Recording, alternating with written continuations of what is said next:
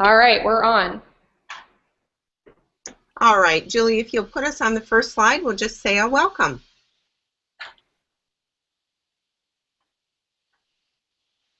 I'm on the first slide.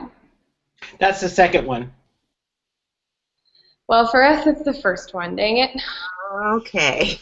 All right, everybody, we're going to get started, and we'll have a few technology challenges here this evening, but we will bear with that and work as hard as we can to connect with each other across these platforms.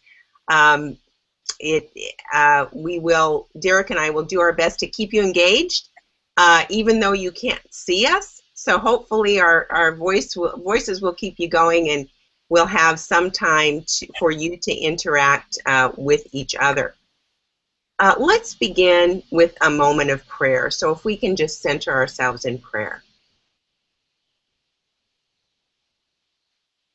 Gracious and loving God, we thank you for the opportunity to be your servants in these coming 2 weeks as we work for the future of the United Methodist Church, and as we bring to all of this work our passions, but also our desire for relationship across cultures and across theologies and across beliefs.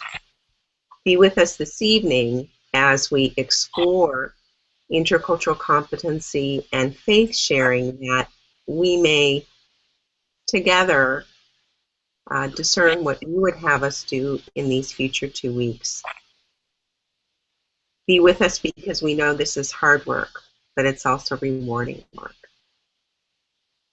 Keep our ears and our minds open this evening, and keep us energized, though we are not physically in proximity to one another. In Jesus' name, amen. All right, everyone. Well, I have the opportunity first to do a short introduction. My name is Kristina Gonzalez, and I have worked in the Pacific Northwest Conference for, well, since 1998, working in ethnic and multicultural ministries and in intercultural competency. I administer a tool called the Intercultural Development Inventory, which is a way of assessing how we are doing individually and as groups in terms of our intercultural competency, and it's a developmental model. So I've worked with United Methodists across the denomination with this, and it's great work. I just really appreciate the opportunity to do this and to be with you this evening. Derrick, who are you? Again, my name is Derrick Spiva. I am currently adjunct professor at San Francisco State University in the College of Ethnic Studies, Africana Studies Department. And my specialty is, of course, my PhD is in religion. My specialty is the Black church here in the United States as well as in Africa. So I've made several trips to Egypt, the Sudan, Zimbabwe, South Africa, and I grew up in the United Methodist Church and have been there pretty much all my life. I've been to the last 3 general conferences. I was on the board of the Reconciling Ministries network for 7 years. So I've been around the bend with this a few times, and so anyway, I'm excited about collaborating with you and connecting with you, and we can go from there. All right. So I should probably say, too, that I have been at every general conference since 2000 as either a reserve delegate, a member of a general agency, or an advocate. So these issues are not new, and yet we keep coming back to do the work of advocacy. Derrick is going to share with us for a couple of moments how we got here in terms of the advocacy, primarily around issues that we all have passion for. So Derrick, can you do that? Yes, I can. Again, what I'm about to tell you, and I'm going to try to keep it down to just a few minutes, is very, very brief. There's many more details that go along with this. However, because of time constraints, I want to just kind of keep this as concise as possible. It's really important to understand a little bit of this because you're going to understand where many people are coming from.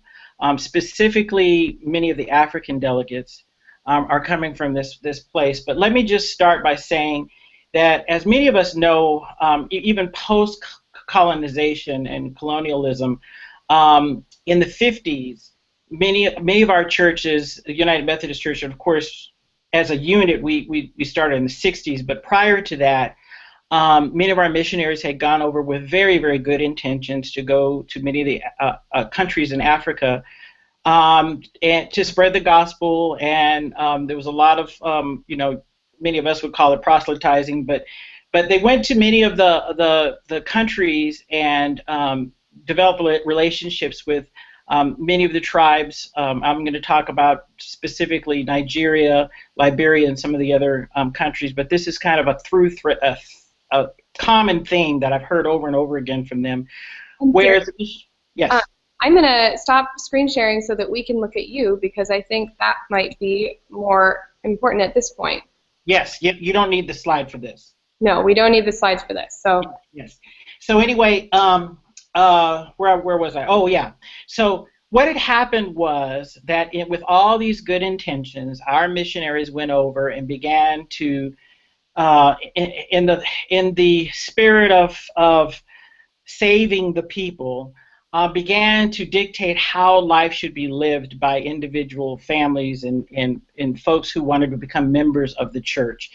They call it a mission, again, with all good intentions, but a lot of it started the problems that we're experiencing right now, which one was that polygamy was very prevalent.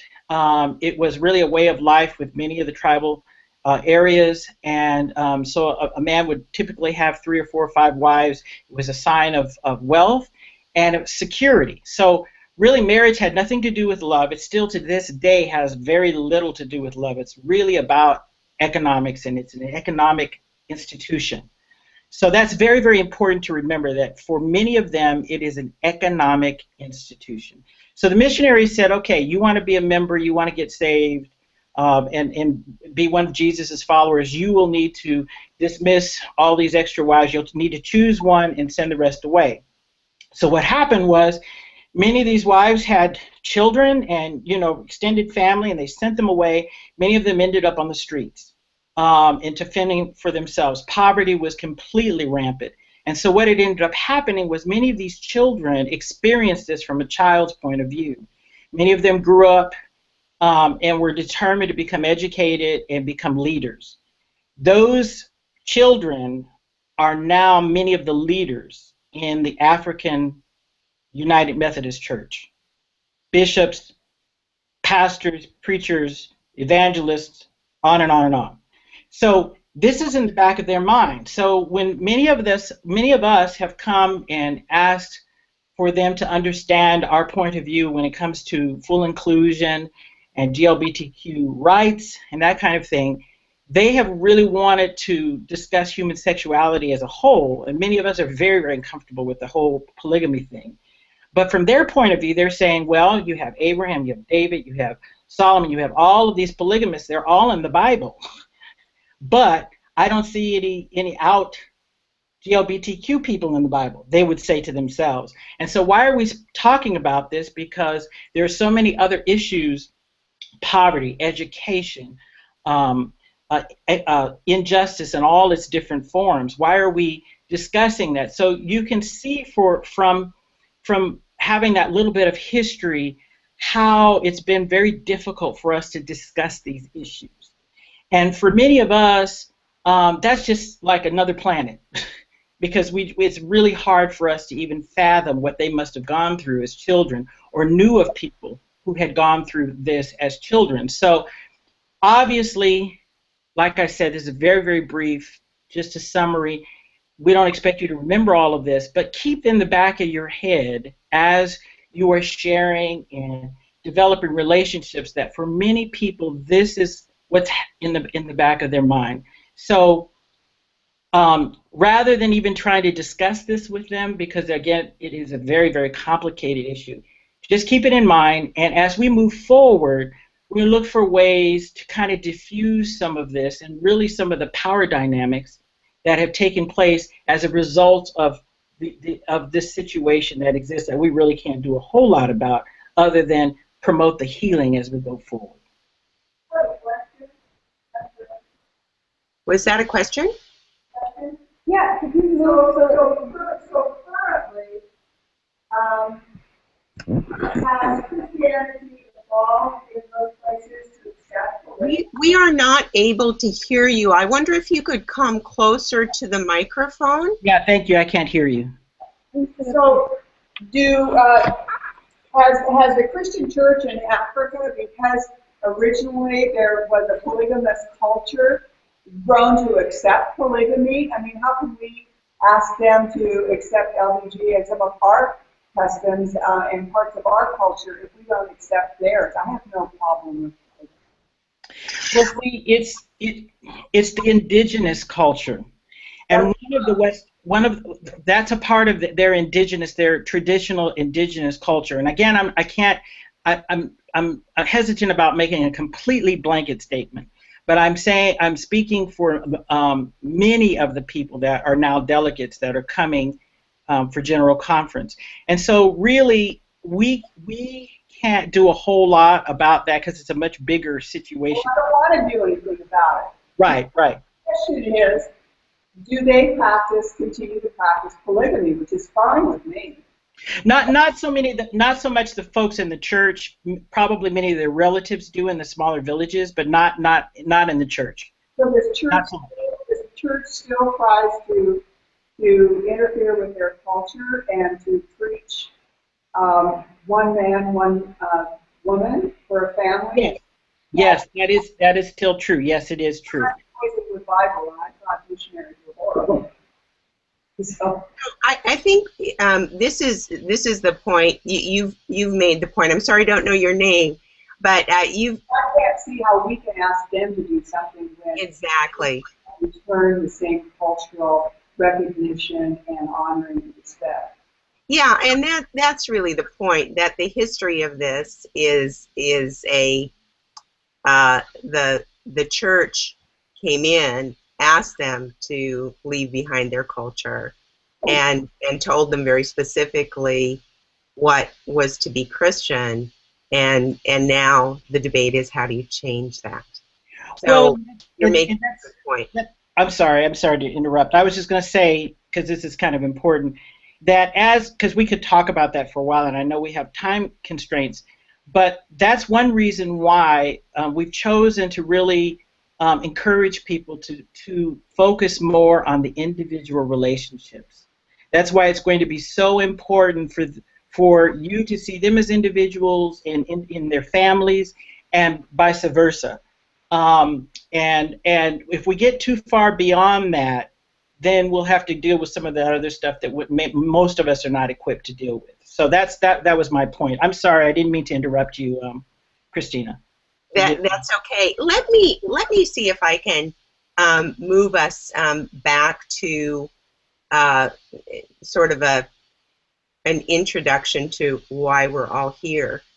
You all have volunteered to be hosts in your homes to host dinner parties, correct? Everybody here that's gathered today is a dinner party host. Can I get an amen or a yes or a nod or? Some are interpreters. Is that correct? Some are interpreters rather than hosts. I couldn't hear that. We have both the hosts and the people who have volunteered to translate in the room right now. Okay, all right. But volunteer to translate during those dinner parties, or translate generally? Translate at the dinner parties. Okay, great, good. So we have the right group in the room to talk about what we want to talk about with you this evening. And we recognize, too, that just like Derrick and I many of you have experienced general conference in the past. You've experienced in your own lives or in the church persons that come from different cultures, and you might even represent yourself, someone who is bicultural or an immigrant to this country. So we want to recognize that there's a lot of knowledge in the room. What we want to bring you this evening is a format to think about your role in hosting and to have conversation about that. Also at the end, to see if there are questions that you have that we can help with at all, or if the group can help in terms of the role that you're going to play during these dinner parties, whether as a translator or as a host. Part of this came about because there was a training at Portland First, the Soul Force training, and there were some hosts there in the room, and we got to talking about assumptions about what might happen during the dinner parties, and those assumptions about what might be talked about or how it might be talked about were maybe a little problematic. So from the standpoint of folks that are coming from different countries. So that's the reason that we're here with you tonight. We're hoping that we'll have you out in about an hour from now, so 8:15, 8:30 probably, and hope that you can stick with us for that time. If there's any time at which you want to make a comment or a question, then please do that. It kind of looks as if you're going to have to come forward in order for us to be able to hear you. So, let's go to Julia, that first slide then that has the pledge on it, and I'm going to ask you if you would be so good as to read it aloud with me, and you don't have to do the pledge thing because at this point, who knows whether these will resonate with you, but just to kind of get us going with this, can we read these together? So, exercise cultural humility, understanding that the world in which I was born is just one model of reality. Listen for understanding because agreement is optional. Assume positive intent as we're all moving on to perfection. Examine my own assumptions and perceptions so that I might avoid projecting my cultural values onto others. Respect different forms of expression, understanding that I may not really know what's going on. And seek relationship because this is how Jesus lived. This particular pledge is something that we're producing in a little a pocket card. So it'll be the size of a business card that will be available through LYNC. And on the back of it, it has the Love Your Neighbor Bible verse. So we're going to use this evening as a way to talk through some of these issues, and we're going to begin actually from the bottom and work our way up. So if you can advance the slide, Julia. What we want to talk about first is seeking relationship because this is how Jesus lived. And you can advance it one more time if you would, please, Julia. So you are offering hospitality to international delegates. And hospitality is not transactional. So I want to kind of look at the group as we talk about this. So Julie, if you could take down the PowerPoint and just bring it back to the group. In saying hospitality is not transactional, the point there is that if there is a particular agenda that any of us have in inviting someone into our home, we're going to advocate, Derrick and I, that you let go of that agenda. that the agenda is really about building relationship and letting the delegates from other countries know that the folks in the Pacific Northwest are United Methodist, are theologically grounded, and are hospitable people that can truly invite without transaction, without the need for something back. Let me stop there for a minute and ask you to reflect on that. Is there anyone in the room for whom your dinner party would be a failure if you didn't have a critical conversation on a particular issue? And in this case, we're probably talking about LGBTQ issues. So let me just stop there for a minute and ask you to reflect on that. How are you looking at these dinner parties?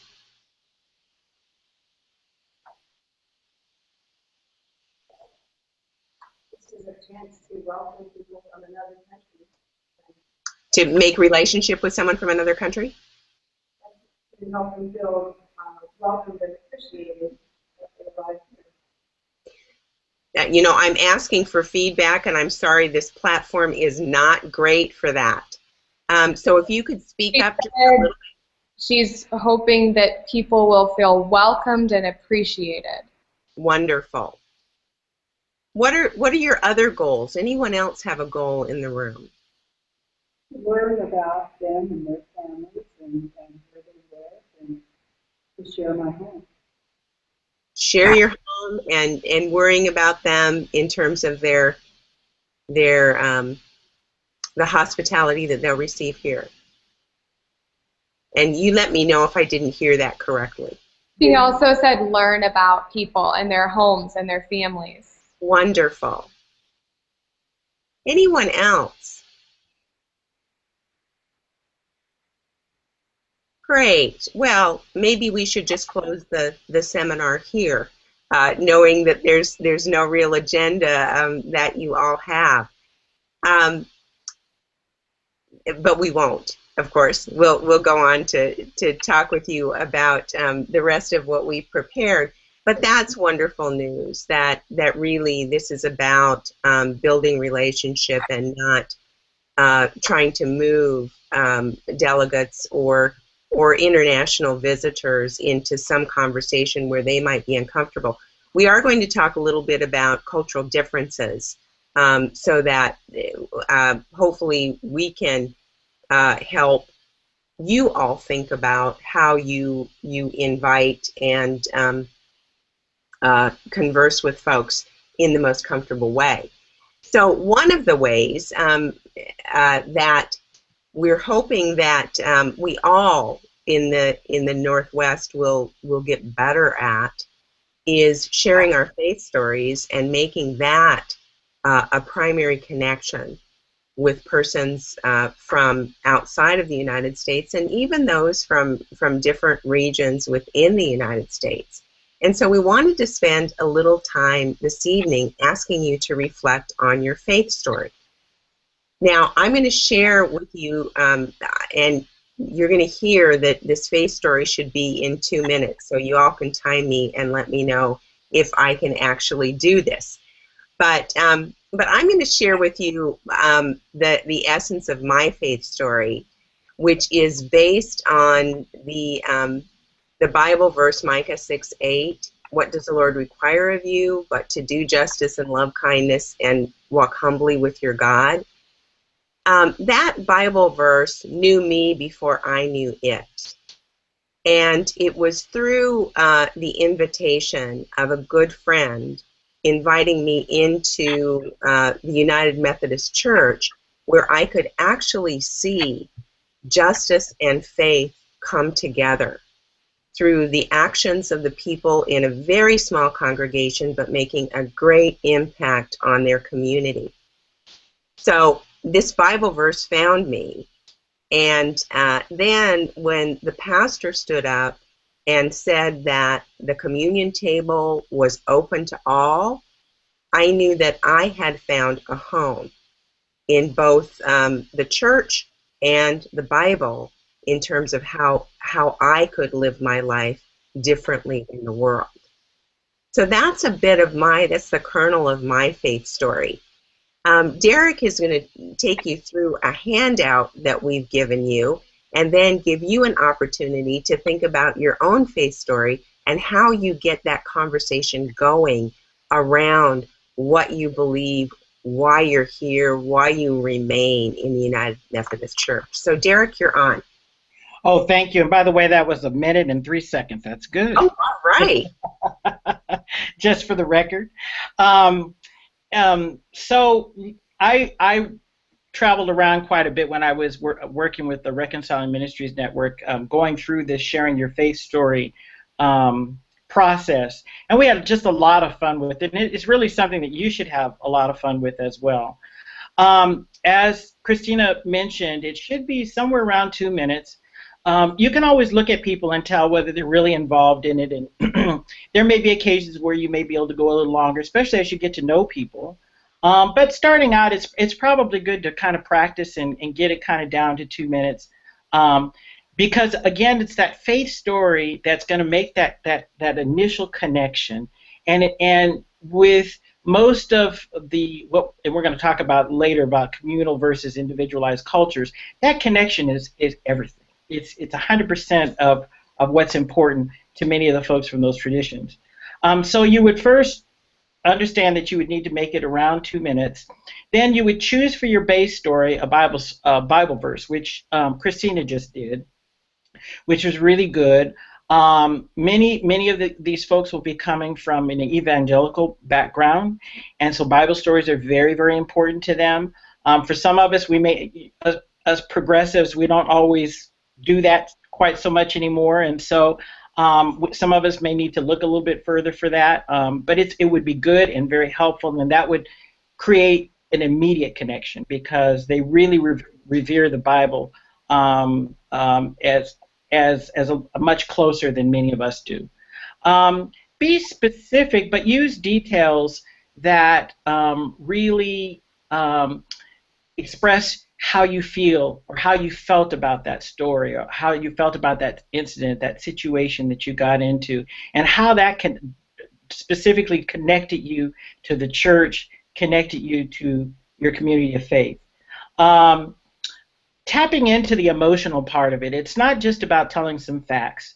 Again, us in the West, and I'll talk about this a little bit more down the road, but us in the West, we're really concerned about getting to the facts, we want a real capsulized thing with just the facts, but for many of the folks from the other traditions, it's how we felt about what happened that's most important. So don't leave out those parts. Those parts are very important. Next is to include the challenge. You know, many of us love movies, and a movie that doesn't have a plot and doesn't have a climax, a part in which the characters are challenged, their very being is challenged, really aren't that interesting. So it's usually that part of your faith story where you needed to make some sort of a decision, or there was a turning point or something that happened that caused you to want to move forward and to make that connection. So be sure it includes that. Next would be that offer of hope. I think that's why most of us are United Methodists, and I don't know about you, but I love the church mainly because as a child, when there wasn't much hope around, I got a lot of hope from the church, from being in the youth choir and all the youth activities and that kind of thing. So make sure that that's a part of it, and I think all of us can share that. It's something that we share together. And then communicating the values. One of the concerns that many of the evangelicals have is that we don't have morals and values. We know that's not true, but from their perspective, they're kind of looking for that connection. So being able to express that in some way will be helpful in sharing your faith story. So those are just some helpful hints. I think you have a handout with all of that on there, do you? Yes, good. So you can kind of look through that and read through that, and hopefully it'll give you some ideas. Some of us do this on a daily basis when we go to the grocery store. We meet friends, we meet people for the first time sometimes at the department store, and we're really good at this. So this is mainly for those who haven't quite done it before and may not feel that comfortable, so we've kind of broken it down for you. So hopefully that will be helpful. So what I'd like to do really quickly, and I know we're running just a little bit late, but I'd like to at least have us try this. How many folks do we have here? 1, 2, 3, 4, 5, 6, 7, 8, 9. Is that everyone in the room, or do we have more that I can't see? Julia? Yes, I'm here too. Okay, so we have 10. So we have even number. So why don't we just split up into groups of 2? Find someone that you don't necessarily know, and let's just try this for a minute. We'll do 2 minutes with one person giving their story, and then we'll switch and give 2 minutes to the next person, then take just a little bit of time to reflect. Does that sound good? Yep, we can do that. Okay, let's try it.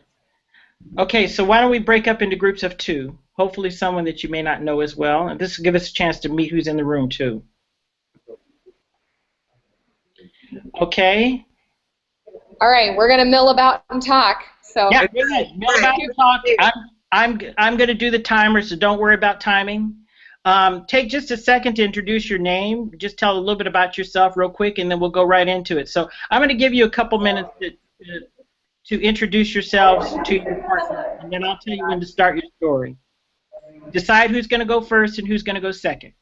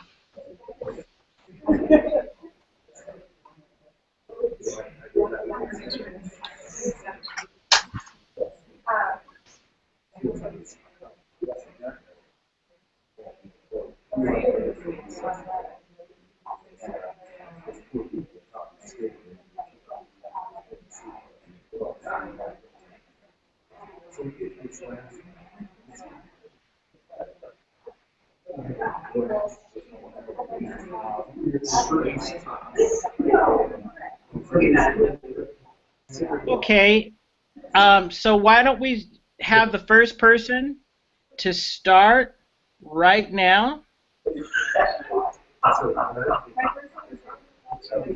Okay, starting your faith story now.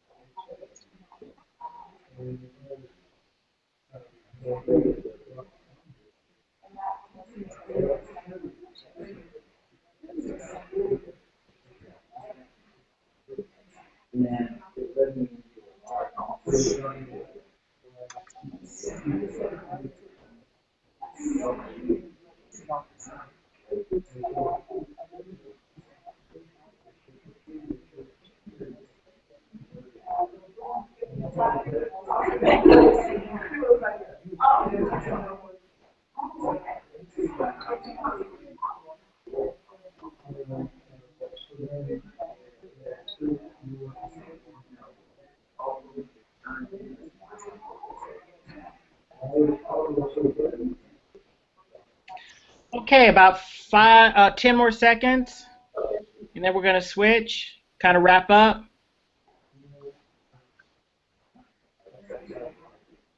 Okay, let's switch now.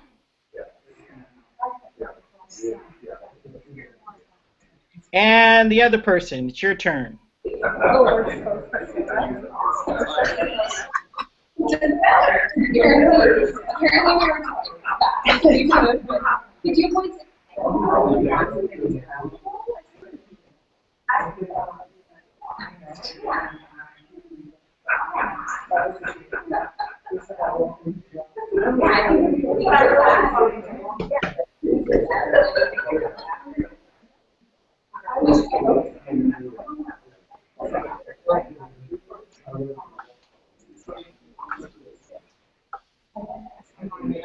Help it. I don't want to.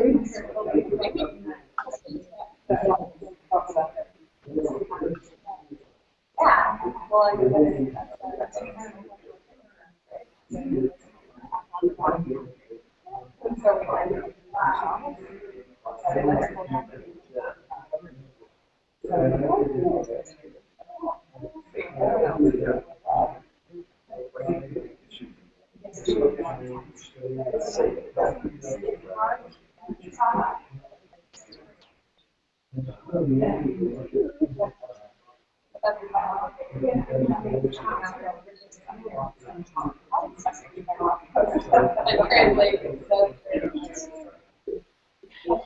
Okay, you have about 30 seconds left, so begin kind of wrapping it up.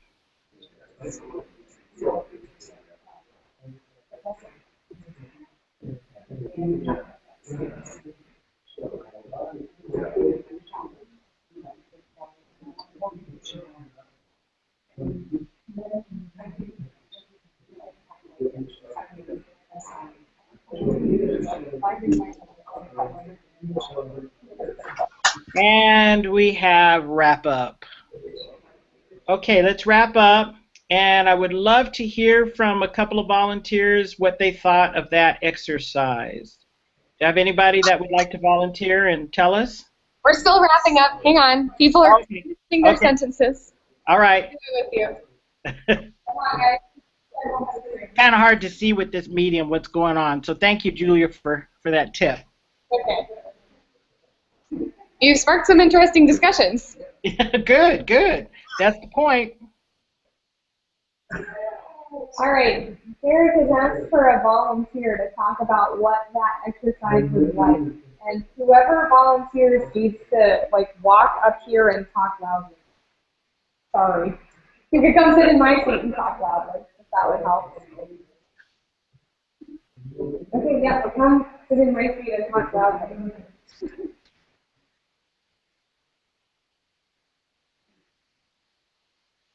Do I need to be where they can see my face? Okay. Thank you. I'm Anne, and I got to talk with two people, Serena and Avita, right?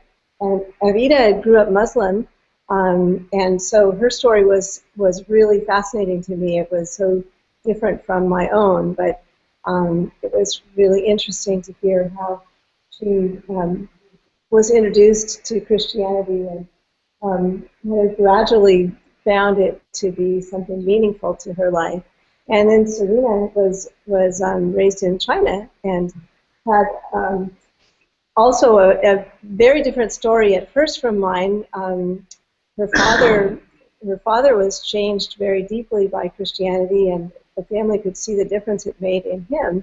And so they were baptized, but for Serena, the turning point in her own faith was a camp, and that's similar to me. So it was neat to see that we had some similarities as well as differences in our stories, and it made me want to get to know both of them a lot better. So it was hard for us to stop talking and get back to this. That's great. That's a good sign. That's a good sign. Can I have one more person? Would one more person like to share with us their experience? One more brave soul? Anyone? Okay. Well, I'm glad that you actually had talked to two people, so that was good. So you got a chance to just kind of see how different some of our stories can be, and that's one of the things that you need to be prepared for as we move into these events, these gatherings that you'll be putting together. One of the things I really want to make sure that everyone understands as we go into this. I'm saying this having been to two other general conferences, and it's kind of like my mother used to tell me, you got to kind of develop a little bit of a thick skin. And I'll just give you a quick little sample of what I mean by that.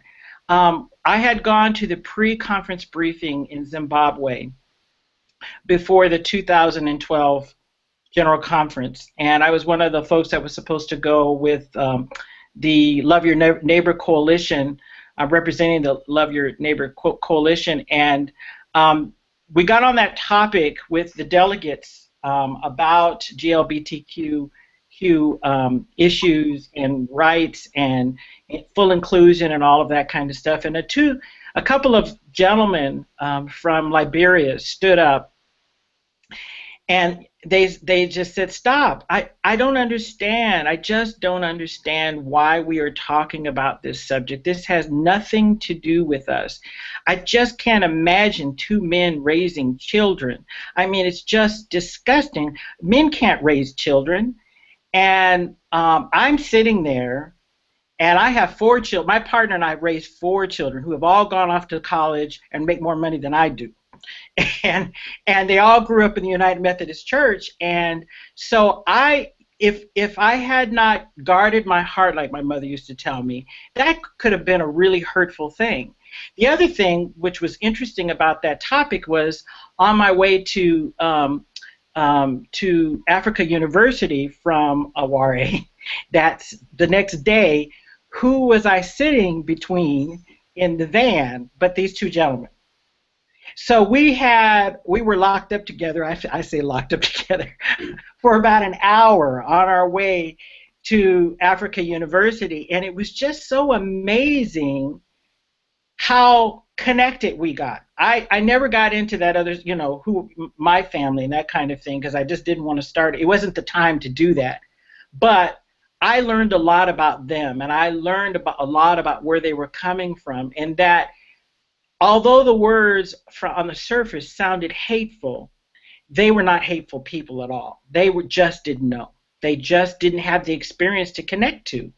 And so I mention that story to you because in past years there have been delegates who have gotten up and spoken their mind. And of course we here in the United States are very used to people being politically correct when they speak publicly. And these folks did not have the language, they did not have the articulation that we expect when referring to GLBTQ issues and people. And so there were a lot of people that were deeply hurt. Many who would say that they're still hurt to this day. That was 4 years ago. So I say all that to say that people have different ways of expressing themselves. It doesn't necessarily mean that they're hateful or anything like that, but try to not so much listen to the words that are used as much as the intent behind the words. I think that will allow you to be much more relaxed during these meetings, during these times of connection, because it is truly the relationship that's going to be the most important. We here in the United States, many of our families are fractured, through time, and it was probably very, very different 30, 40, 50 years ago. But currently, most of the non-Western countries, family is everything. I'm sure many of us know families where, and I have a building here that I manage where there are, 5, 6 people in one apartment. Still trying to figure out how that happened, but what that says is that family is everything. And you just taking the time to share about your experience in your family, your church family, is going to go a whole lot further in building a relationship and building bridges than especially on this first meeting, getting right into all of that other stuff. There's going to be plenty of time for those debates and those connections and those that type of sharing. But first, it's going to be most important to develop an initial relationship. And I think that's what I'd like for you to take away. I have a handout there that really kind of explains the difference between communal and individualized cultures. Yeah, we have that handout. Everyone's got it. Everyone's got it? Okay. I won't go through it in detail right now because of time, but I use this with my students at the university, and many of them have thought this, most of their lives, but have not been able to articulate it. But I think this is a really good document for being able to understand what's valued most in one culture versus the other. And as you kind of consume that and get to where you can understand that, it'll be easier for you as people are telling you their story for you to interpret their intent. Time for us is everything. That's an example. For many of them, time is of no importance. I can't tell you how many times I was supposed to meet someone at a certain time when I was in Africa, and they may show up an hour, 2 hours later, and for them that just didn't mean anything. I'm sure many of our delegates are probably much more westernized just because they've been a part of the church and that kind of thing. But Derrick, yes. Hey Derrick, I want to stop you for just a moment. Sure. To say that while most of what you're seeing on that sheet is sort of Eurocentric or Euro-American values, dominant culture values in the United States versus many other cultures in the world, it also represents these communal cultures. Also represent some of us that are from the U.S. Right?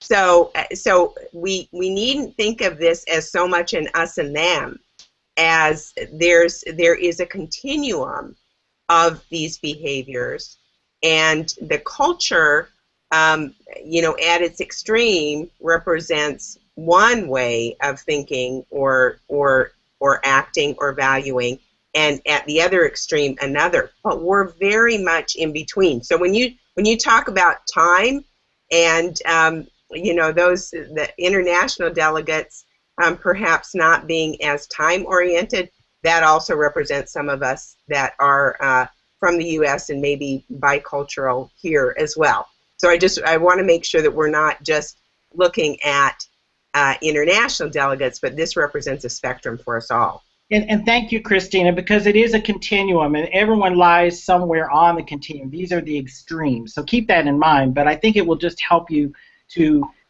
look more for the intent than so much what you see on the outside. So we can continue on, Kristina. Thank you. Great. So, Julia, will you go to slide number 4, please?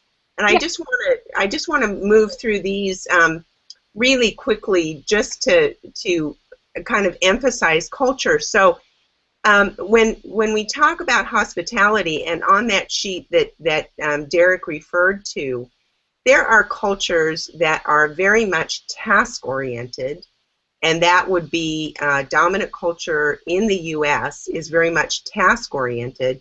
So you might come in and start business immediately, be very aware of the clock and so forth, where other cultures are very much relationship-oriented. So you wouldn't think of doing business before building that relationship, telling a faith story, talking about your families, that sort of thing. And many of the issues, of course, will come up during that storytelling time as well. But these are cultural contrasts that we need to be aware of, and very much task and relationship is one that can make a difference. Julia, go to slide number 6.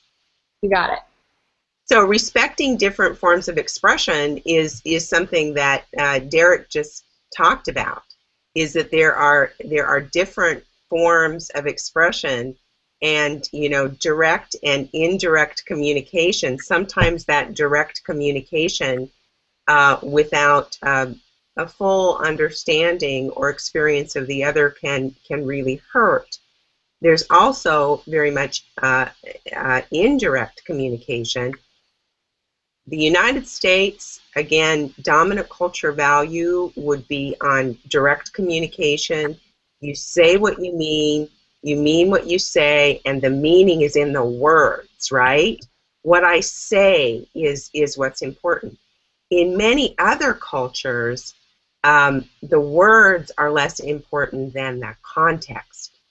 And so what you read around the words, a person's body language, their expressions, what they don't follow. So a line of conversation that is dropped, very much an indirect way of saying, I'm not going to go there. And being aware of direct and indirect communication is going to be really, really important. Derrick, do you want to say more about that? Well, I think you put it pretty clear that it is much more important what your intent is, and people are really searching for the intent more than the words. In many of these cultures, you can't speak freely about many subjects, and especially this particular subject. So most folks are really used to talking around it, and are very uncomfortable when it's discussed directly. On the floor, that can't be helped because that's just the way General Conference is, but in your home and when you're meeting outside of the conference, you're going to hear some folks really talk kind of around things, but that's okay because you're going to be more interested in what the intent is and what's really being said than the fact that they didn't speak to you directly. So I think you covered that very well, Kristina. Thank you. Sometimes indirect communication is looked at as not being honest or being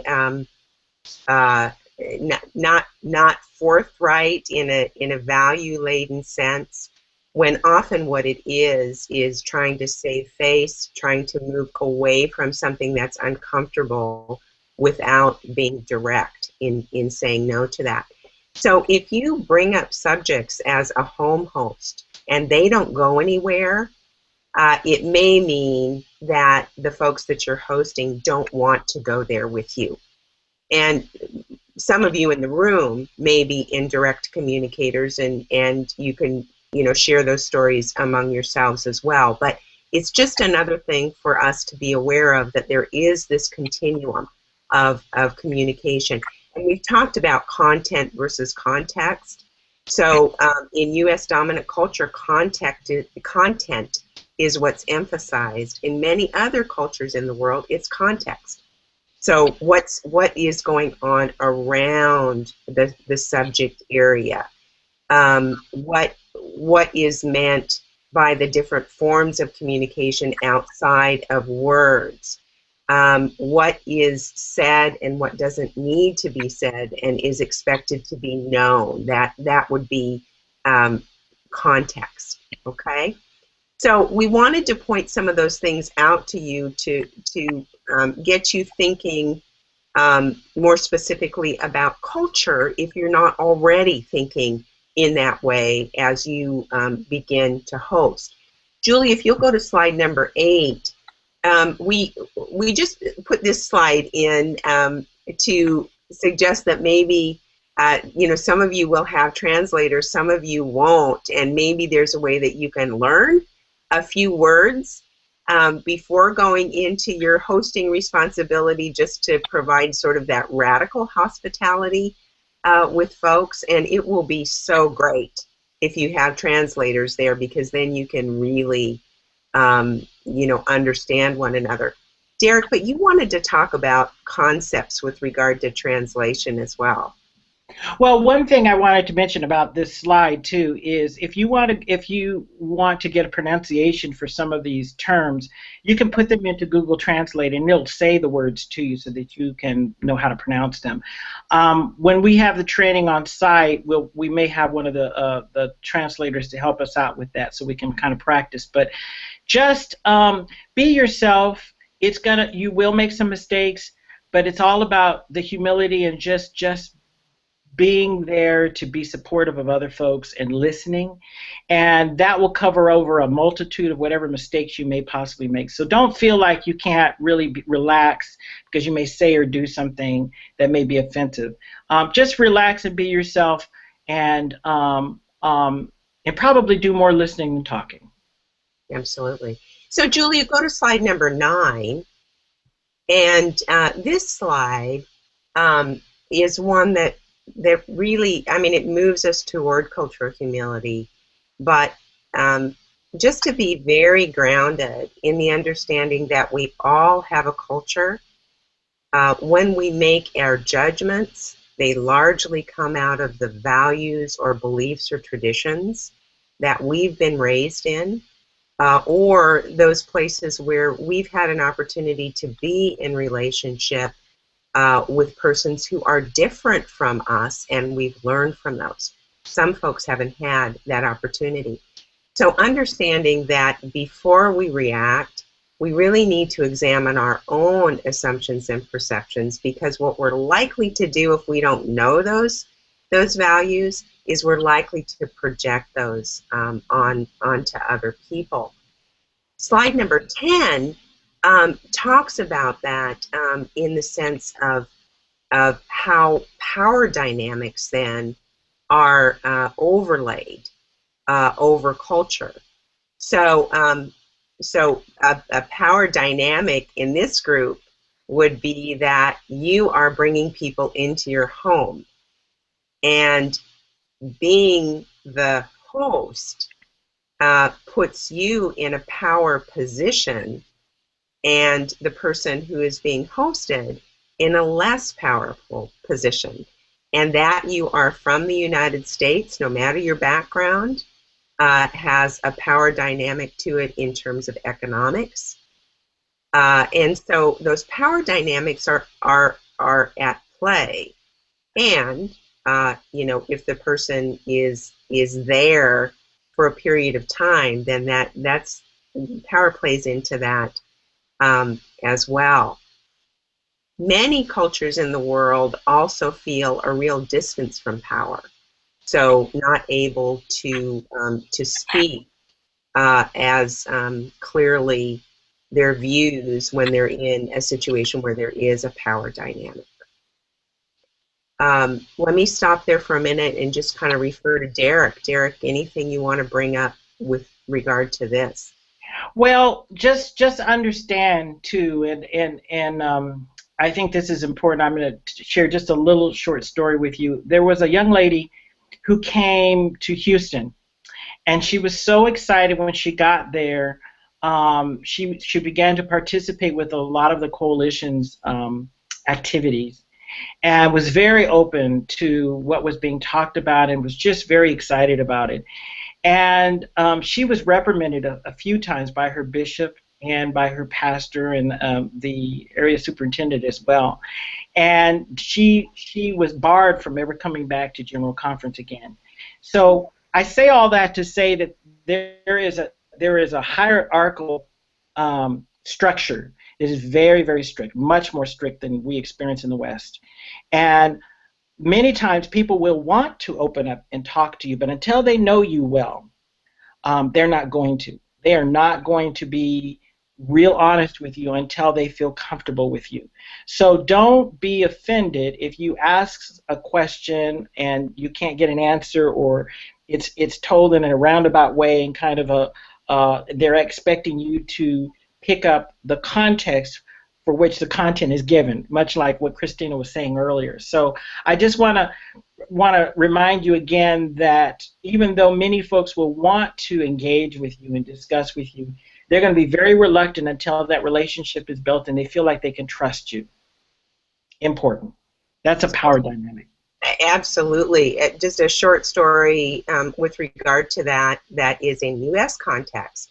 On the 2004 delegation, we from the Pacific Northwest Conference folded peace cranes, and we were giving away peace cranes to anybody that would come to our table, just really offering conversation and hospitality.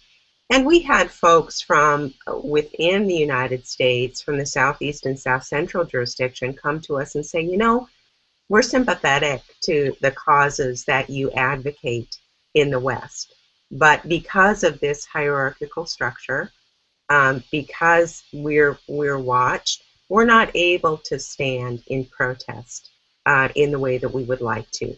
But we're voting with you because that's anonymous. So that's a way of saying a couple of things. One, we have a tendency to assume that because of where folks come from, they come from a particular point of view that often for us in the West we would say as more conservative, less progressive, that sort of thing. It's not always the case. And we need to examine ourselves and be aware of that prejudice in ourselves so that we don't bring it into whatever relationship we're trying to make. And so the pause, to really be aware of when we're caught and to pause before we speak so that we know where we're coming from and what we say is within the Wesleyan tradition doing no harm. That doesn't mean that we can't be honest, but really doing no harm. So if we go to slide 11, assume positive intent, as we're all moving on to perfection, and slide number 12, listen for understanding because agreement is optional. I think, Derrick, you were going to share a story here about these 2 points. Or you can extrapolate from what you've already shared. Well, again, a few of the delegates had stood up and were asking questions about GLBTQ relationships on the floor. And again, not knowing the language to use, the language that they did use was offended many people. And so we just have to be prepared, again, for listening, for understanding. Keep asking yourself, what is that person really trying to say? And I think that will take you far. Okay. Julia, if you will go to slide number 14. So this takes us up to the top of this little card, which is about exercising cultural humility. Understanding that the world in which I was born is just one model of reality. There's so much out in the world, and I'm sure many of you have traveled to many places. You've had intercultural experience. Really bringing that into the emotional realm of General Conference will be so very important. And so if you go to slide number 15, Julia, we've got a few questions here, and let me just read them, and then we want to go back to the screen where we can see you. But so what does this term mean to you? What does cultural humility mean? What does it mean to you as a host? And what does it mean to be a host with cultural humility? And then, are there any ahas? Is there anything that has sort of settled in you during this time that we've been talking about these issues? So, Julie, if we can see the group, and I've got those on my screen here so I can remind us of those if need be. But again, if you are going to share with us, please come up. I'm sorry we've got this limitation, but come up and speak into the microphone. So what does this term cultural humility mean to you, particularly as you're opening your homes to host international delegates?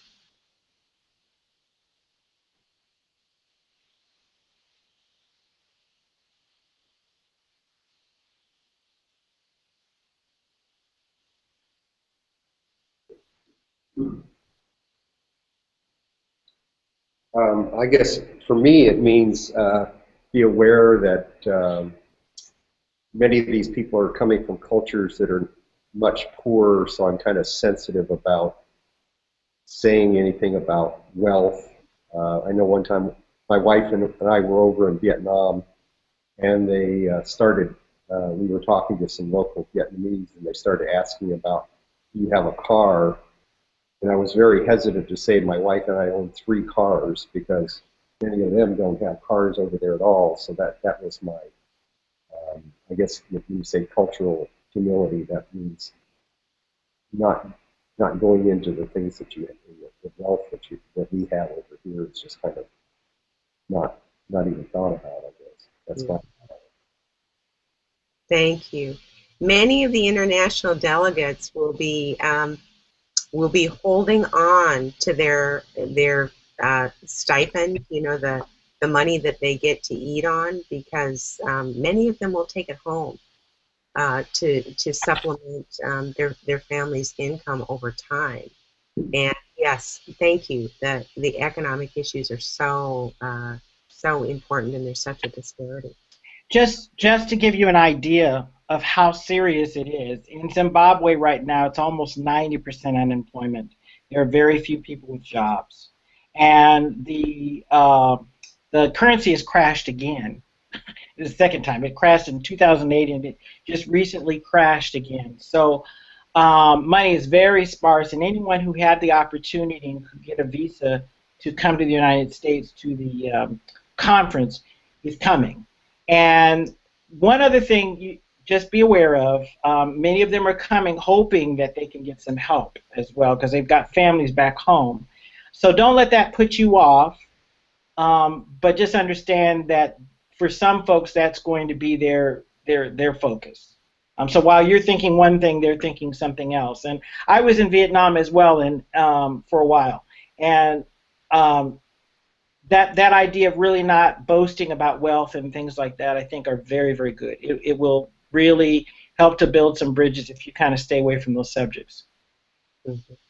Derrick, this is Julia. I had one person who can't be with us here tonight, but who asked me to ask the question, what's a polite and appropriate way to say no if somebody asks for financial help that we can't give? Oh, that's a good one. And I'm so glad you asked. And I would handle that in a way that I would say, you know, at this time that's not really it's not really appropriate. Well, I wouldn't even say it that way. I wouldn't say it that way. What I would say is that there are some programs that the United Methodist Church has. You might give them some references as far as that goes. If it's something, say, for a school or for their church or something like that, where it's a group of people that have a need, you may be able to plug them into the the missionary fund of your church or something like that. We were able to at the 2012 conference. I had brought a few gentlemen from the from one of the seminaries in Zimbabwe, and we were able to plug them into several different programs that were already existing within the United Methodist Church, and they went home with enough money to buy a new bus, which had just been impounded by the Zimbabwe government. So they were very, very happy. But what I did was I moved it from me being an individual into how can we get some of the services and the groups to help out within within the church. And there are many of them. There are many, many, many of them. And that kind of takes the focus off of you as an individual and more on what kinds of things can we do as a group. And I think that's chime in with me here, Kristina, but that's pretty much how I handled it last time. Yeah, the other another way to handle it would be really to employ indirect communication and move the subject away from that kind of a request. If it is a more direct request, I'd be very careful of following a line of conversation that had anything to do with bringing family or inviting family or those persons back into the U.S., because it's so hard, first of all, to get visas, and secondly, the cost associated with that. So you don't want to be making a promise that you don't think you're making, but in a more indirect culture might be seen as a promise. I'm sorry, my light keeps going out here. So you might use an indirect approach. I love the idea of trying to move it toward trying to solve those issues, but solve them through our common institution, through the United Methodist Church. So doesn't the conference have information for those individuals that might seek some sort of financial aid individually, or I'm sorry, I'm leaning in, but I'm still not able to hear. doesn't the conference provide some sort of a seminar for those individuals that would answer those questions and remove the need from them asking individually? And I would think that they would have some sort of cultural training on their end that would have cautioned them against asking those questions. Well, you know, when one comes from a communal culture, and many of the cultures outside of the United States, so in the United States, what is valued is independence, individualism, right? In many other cultures in the world, resources are looked at as communal resources. And so if I have it and you need it, I share it, because the resources really belong to the community, whether that's food or whether that's money or whether that's transportation. And the expectation is then, if I need it and you have it, you will give it. So the cultures are very different around money and around resources. And that's something to remember when, you know, when we're talking in the U.S. about what we have. Very much the conversation is around what we have as a household or what we have as individuals, not so much what we have as a community. And so it's often we're coming from two different cultural perspectives. And so, you know, perhaps there is intercultural training on the other side, but perhaps there isn't. And so to understand that the request may come from a very different view of what money and resources, how they're kept in a community, how they're looked at in a community. Does that make sense?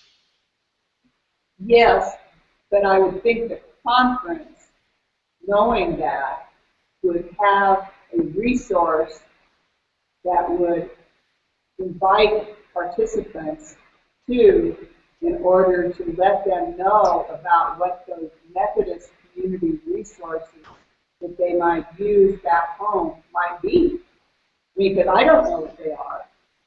Well, yeah, so connecting with your pastor or connecting with someone in the church that might know that will be important. Derrick, you were going to say something. I was going to say, I'm not aware of anything, and I remember thinking about the same question during the last conference and asking around a little bit. I didn't pursue it completely, but I don't remember them actually having anything like that. Now, maybe, Kristina, your experience is different since you work for the conference office. Are you aware of anything like that the general conference may have? Well, to tell you the truth, even our United Methodist connections within the United States, more and more conversation is happening around intercultural competency. But it's actually fairly new. That term really came into the midst of our United Methodist work, maybe, I don't know, maybe 10 years ago. And there was legislation by the General Commission on Religion and Race last General Conference to shift their focus from solely monitoring. They've never really been solely monitoring. They've always trained. But to intercultural competency. So this work is work that is prompted by the need to be in relationship with one another. We don't do it enough, you know, for a conference that is not significantly diverse or wants to be significantly diverse in its population, in its ministries, to put resources into that. So I don't know. I can just say that within the United States, it's a growing edge. And so I can imagine that it is a growing edge in other parts of the world as well. So we've covered much of what we wanted to cover this evening. Julie, why don't you go to slide 16, and let's just put that full scope of what we covered up in front of you again, and just ask the question: Are there any questions or even any ahas that came to you as a result of discussing these points? And is this something that, what will you take with you? What will you ruminate on as you think about inviting persons who are new to you, and perhaps you new to them culturally, into your homes? Any ahas, any questions? What did this bring up for you?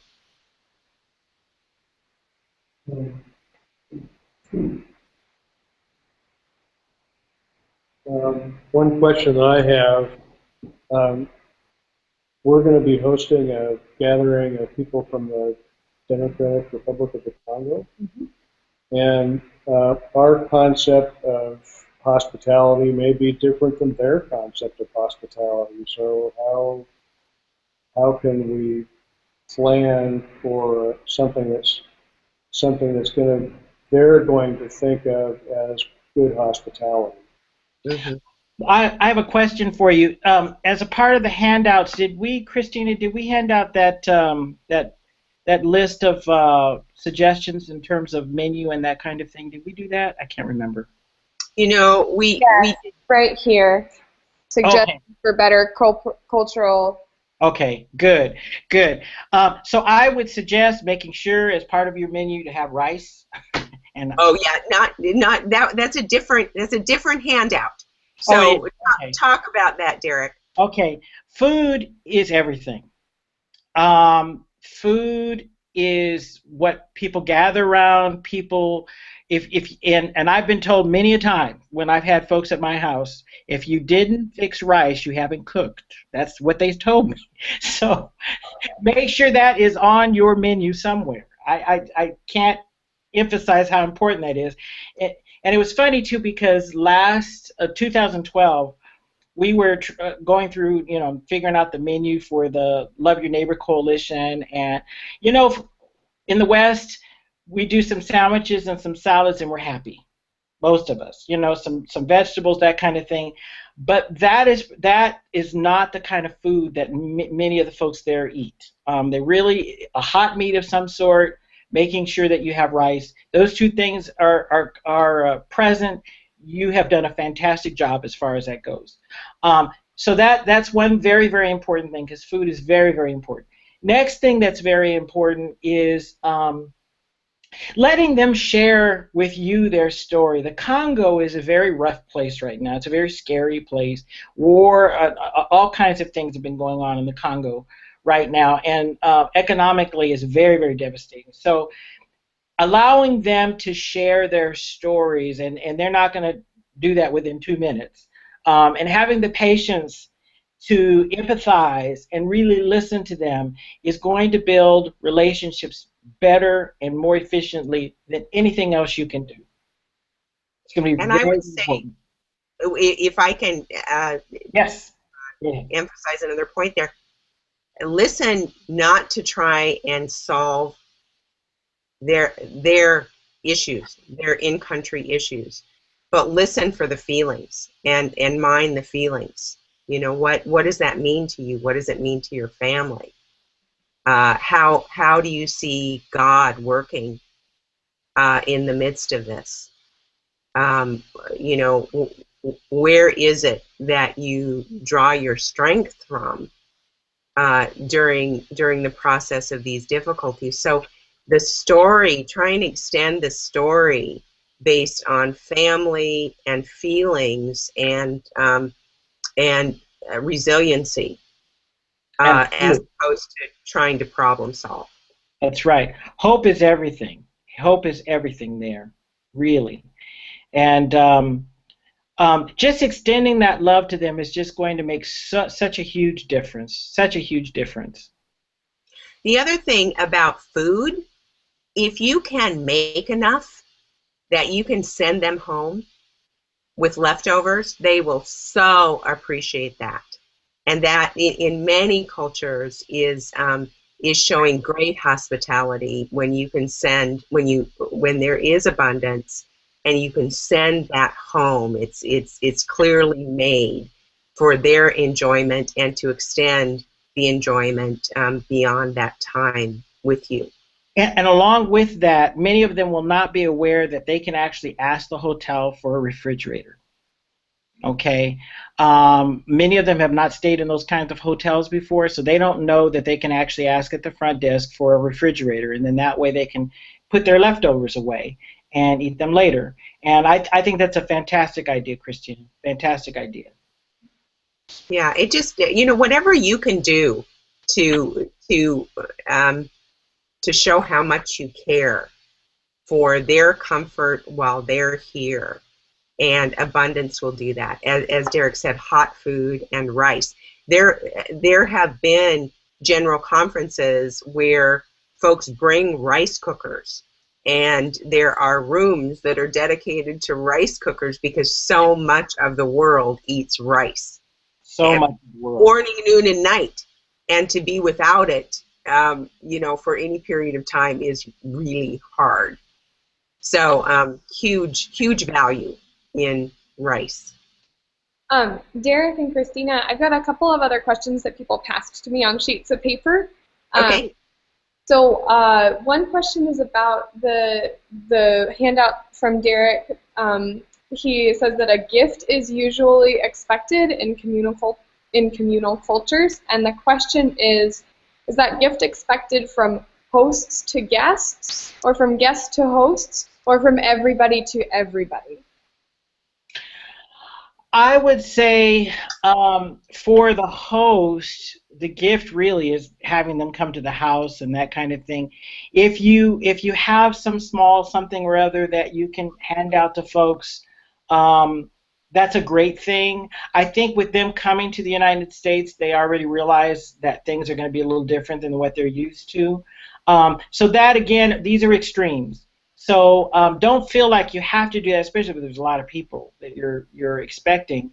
But if there is some sort of keepsake or something that you could share with folks, it would go a long way. And so I think playing that by ear is important. Go ahead. I'm sorry. Julia? Give an example of an appropriate keepsake. An appropriate keepsake would be, let's say that you do artwork necklaces. A lot of people have hobbies that they do, and you want to offer each person that comes a necklace, a special necklace. Like, I think once we had some folks over, and we had some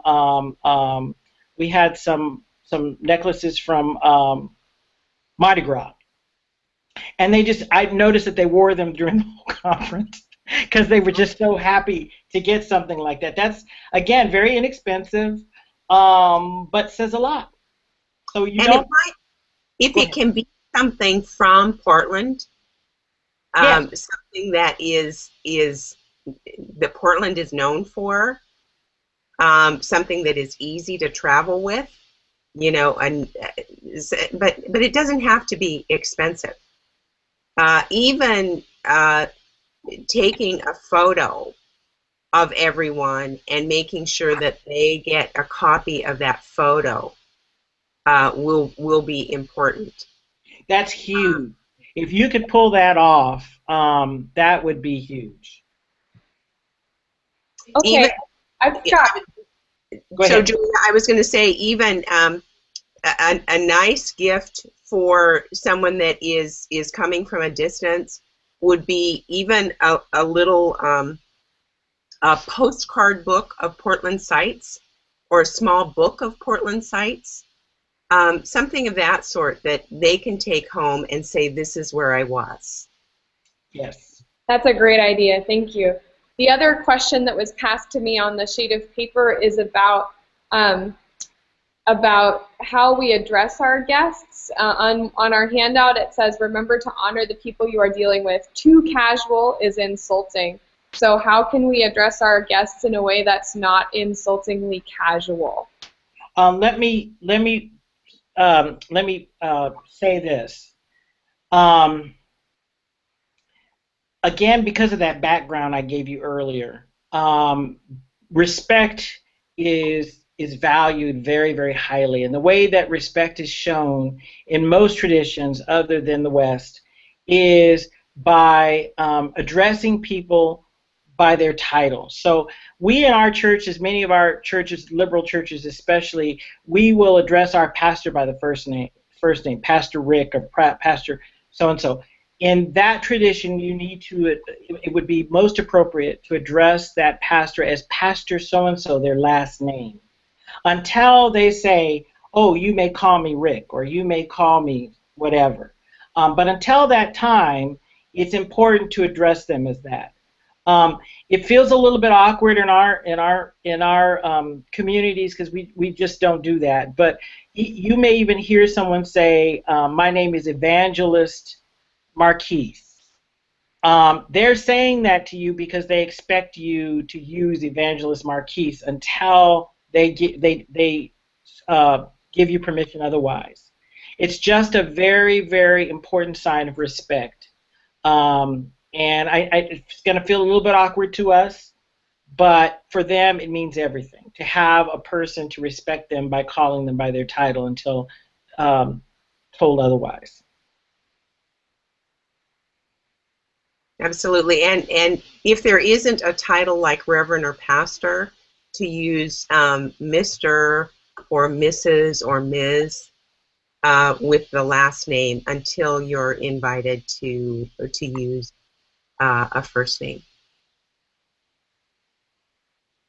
And again, you know, as Derrick said, we in the West are very informal, but even if you go into the Southeast or South Central jurisdictions or into a traditionally black church, exactly. Same things sort of apply. Same things apply. And so it's, you know, it is true outside of the United States. It's also true within the United States. Are any of you hosting European delegates? Not that we know of. Okay, because that's of course a very different. They're very different cultural issues, and some European countries are very formal, and some European countries are very informal, and they can be right next to each other, and you know, very different.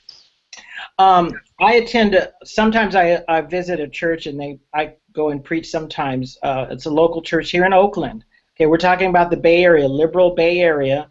It's a very large church, and it's an African American church. And there are titles such as Mother So-and-so, which is usually a senior female person who has been in the church a long time, and she's always addressed as Mother Teresa or Mother Sonia or Mother whatever, or Evangelist So-and-so, or Minister So-and-so, or and so just be prepared for that. That will happen, and that's today. I'm not talking about years ago. This is this last Sunday I'm talking about. So just be prepared for that. Absolutely. Would it be appropriate for us to make name tags, like the little stick-on kind? Yes. Not just appropriate, I would really recommend it highly to do that. And for yourself too, so that you don't have to keep saying, what is your name again? You can kind of see the name tag. And when they make their name tag, in most cases, they will put on the name tag what they want to be called. You get it? So that way you don't even have to guess. It's right there. They'll say Mr. So-and-so or Mrs. So-and-so or Pastor or Reverend or, you know, whatever they want to be called. It's a great idea. What should we have them call us? Should I be Mrs. Shell or Georgia Shell or what? I mean, if they come from a more formal society, how should I present myself? It's important for you to present yourself as yourself, meaning that if you want them to call you Georgia, then you put that on your name tag and do that. I'm just saying, don't assume that they want to be addressed the same way. But we're not asking you to put on a different face or play a different role, really. The more authentic you are, the better off the time is going to go. Much better off. But these are just some suggestions, and as you sit and talk with people, things may relax a little bit, and it may not go quite the way we're talking about, because again, we're talking in terms of extremes, and people are in different areas on that pendulum. Right. The other thing that you might do is you might introduce yourself, if you do have a title, if you're a pastor, or you simply want to provide the formal. You provide that formal and then say, but call me Kristina. Okay. So that you're doing both. And that way they can either choose to call you by your title or by your first name. So one thing we have a number of parties at our house. One of the things we usually do is we'll put on music, we'll have wine and beer available. What's the feeling about stuff like that? I think if I was hosting, I probably would not have alcohol available. Now this is me, because in the United Methodist Church we discourage alcohol, and I think I would err on the side of conservative in that realm. Derrick, what would you do? That's a tough one. Wine, like the church I was just telling you about, which is in the United States, they would love to have wine there. But when you were just saying that you're going to have people coming from the Congo, right? I would probably err on the side of caution and be conservative, as Kristina says. If you were to have a second one and you knew who everybody was coming, then that would be kind of a different story. But the very first time that you're meeting folks, especially from the Congo, because they're going to be more evangelical in nature, I would err on the side of conservatism. All right. I would. It's a great question. Very good question. What? But if you have a smaller group over a second time, and you know them, and they're kind of relaxed at that point in time, then you might have some wine. What about one of the guys here asked about doing stuff buffet style? Is that okay? By what? Buffet style? I didn't understand that. Have people go through a buffet line? Oh, buffet line. Yes, I think that's good, because then they're not forced to eat whatever's on the plate. They may have anything could happen. I would do the buffet if you have the space to do it. Okay. Otherwise, I would ask people what they would like and then put that on their plate. All right, cool. Yeah. Choice is important too, and once you've traveled all those miles, I don't know about many of you, but when I have traveled from here to there and you've flown for 3 days, my stomach is usually kind of strange for a week or so. So you just never know, So give folks a choice whenever possible. So you might also consider having both, if you're going to serve a hot beverage, have both tea and coffee available. Another question. What about, will they have cell phones, email, any of that kind of thing? And what about, after the event, contact using those devices? I have no idea how prevalent that would be, and I suppose it depends on the country, but I know in Africa there's a rapid change going on in that area. Let me address that by saying that cell phones right now are big, very big. And there was a big scandal. I don't know how many of you are familiar with the last General Conference. The Confessing Good News folks handed out cell phones, and there was a big kind of scandal about all of that. So I believe the General Conference has offered, correct me if I'm wrong, Kristina, I think they're going to actually make those provide them for everybody just generally, right? Do you know? I am not sure of that. I know that was talked about, discussed. Whether it happened or not, I'm not sure. But most folks will get some sort of a temporary phone or something. But I think that will most likely be an appropriate way of getting in touch with people, and hopefully they'll have it by the time they come to your place, so that you'd be able to do that. But I would encourage you to get it to meet up with them for lunch or dinner or something, even after they've left your house, because again, that's how the relationship is built. It's just kind of meeting with folks, especially if you connect with someone. Don't be afraid to do that. I think they would really appreciate that kind of. And don't be afraid to form sort of a prayer partnership for after they return home as well. If they do have some electronic means of communication, just keep in touch every once in a while to say hi, and I'm praying for you. Email is going to be prevalent amongst most of the delegates, because that's how they communicate with the church as well. I'm sorry. Go ahead, Julia. There's an app called WhatsApp that allows people to talk without using minutes. It's free. It's almost like texting, but on Wi-Fi, and that's apparently really common among our international delegates. If you want to keep in touch with people, I would encourage you to download WhatsApp, and I can put a link to that on the website and send it out to you guys after. Excellent idea. Right.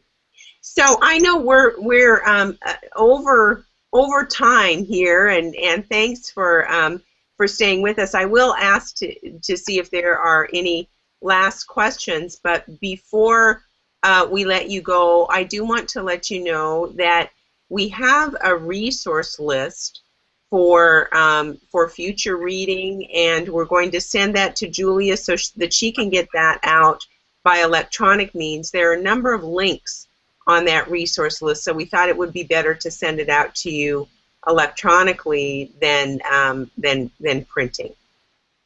Thank you. So any last questions before we say our goodbyes to you for this evening? Kristina, I have another question from a dinner host who's not with us tonight. Just came in. You've talked a lot about sharing about your family as a good way to get to know people, sharing your faith story and sharing about your family. Yes. What happens for those of us whose families are not totally straight?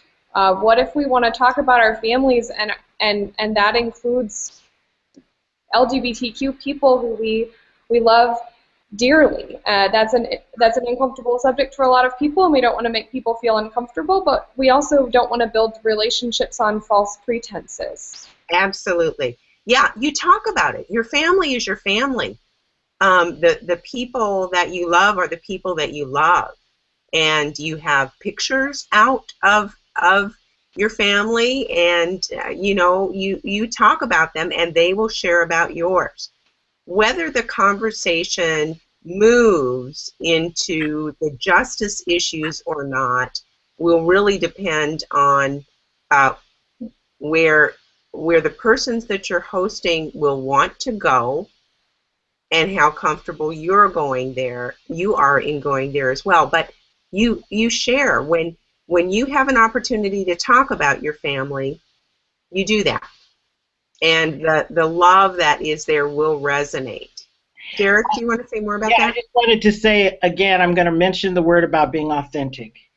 And when you're talking about your own family, that's a personal thing because it's family.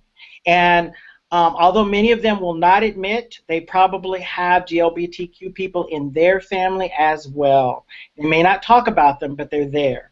So don't feel like you have to hold back when it comes to you talking about your family. What we're talking about is the discussion of it as a social justice issue. From that perspective, I would maybe hold off until you get to know them a little bit better on that. But your own family is your family, and be authentic about it. Thank you. All right. Any other questions before we say goodnight to you? So I prayed at the beginning. Derrick, will you pray us out? I will. Mother, Father God, we come to you today just thanking you for this time together, and as many of us may have a bit of anxiety as we go forward. Help us to just kind of forget about the stakes and the agendas and all of that, and just learn to enjoy people's company. Help us to share the love that binds us all together. We ask these things in Jesus' name. Amen. Amen. Thank you, everybody. Pleasure to be with you this evening. We'll see you when we get there. Bye-bye. That's right. Okay, bye-bye.